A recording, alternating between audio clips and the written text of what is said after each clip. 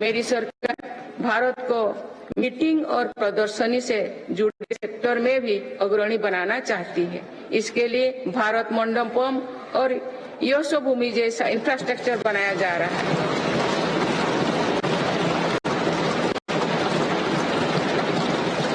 आने वाले समय में टूरिज्म रोजगार का एक बहुत बड़ा माध्यम बनेगा।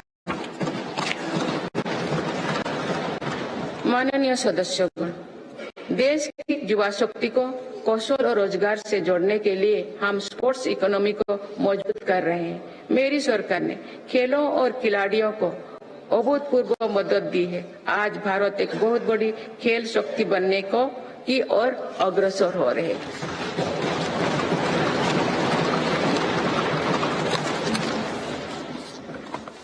खिलाड़ियों के साथ ही आज हम स्पोर्ट्स से जुड़े दूसरे क्षेत्रों पर भी बल दे रहे हैं। आज नेशनल स्पोर्ट्स यूनिवर्सिटी बन चुकी है। देश में हमने दर्जनों सेंटर ऑफ एक्सीलेंस बनाए हैं। इससे स्पोर्ट्स को एक प्रोफेशन के रूप में चुनने का अवसर युवाओं को मिलेगा।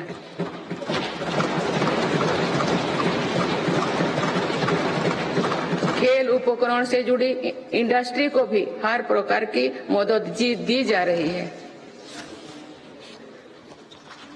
बीते 10 वर्षों में भारत ने अनेक खेलों से जुड़े इंटरनेशनल स्पोर्ट्स इवेंट्स का शानदार आयोजन किया। देश के युवाओं में कर्तव्य बोध और सेवा भाव का विस्तार करने के लिए मेरा युवा भारत संगठन बनाया गया है।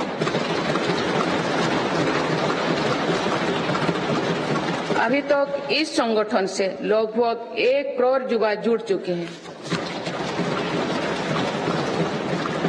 माननीय सदस्यगण, संक्रमण काल में एक मजबूत सरकार होने का क्या मतलब होता है, ये हमने देखा है। बीते 3 वर्षों से पूरी दुनिया में उथल-पुथल मची हुई है। दुनिया के अलग अलग हिस्सों में दरार पड़ गए हैं। इस कठिन दौर में मेरी सरकार ने भारत को विश्व मित्रों के रूप में स्थापित किया है।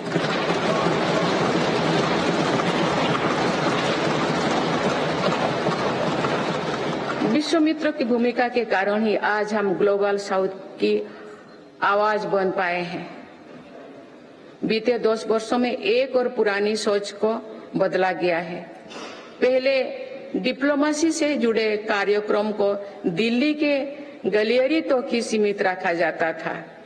मेरी सरकार ने इसमें भी जनता की सीधी भागीदारी सुनिश्चित की है। इसका एक बेहतरीन उदाहरण भारत द्वारा G20 अध्यक्षता के दौरान देखा गया है।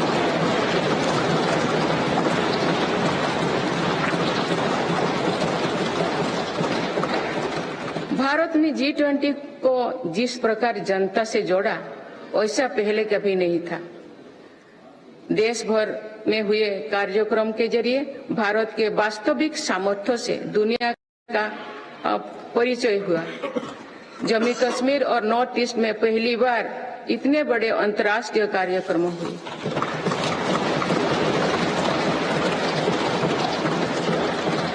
पूरी दुनिया ने भारत में ऐतिहासिक G20 सम्मेलन की प्रशंसा की। ऐसे बंटे हुए माहौलों में भी एकमत से दिल्ली घोषणा पत्र जारी होना ऐतिहासिक है। वुमेन लेड डेवलपमेंट से लेकर पर्यावरण के मुद्दों पर भारत का विजन दिल्ली घोषणा पत्र की नींव बना।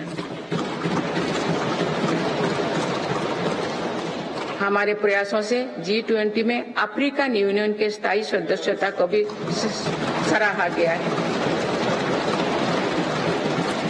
इसी सम्मेलन के दौरान Bharat middle east Europe corridor के निर्माण की घोषणा हुई है। ये कॉरिडोर भारत के सामुद्रिक सामर्थ्य को और सशक्त करेगा। ग्लोबल बायोफ्यूल अलायंस का लॉन्च होना भी बहुत बड़ी घटना है। इस प्रकार के कदम वैश्विक समस्याओं के समाधान में भारत की भूमिका का विस्तार कर रहे हैं।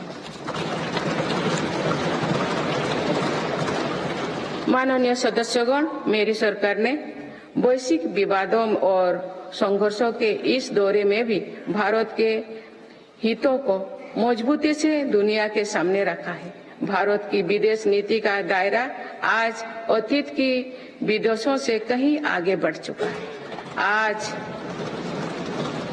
आज भारत अनेक वैश्विक संगठनों का सम्मानित सदस्य है। आज आतंकवाद के खिलाफ भारत दुनिया के एक प्रमुख आवाज है।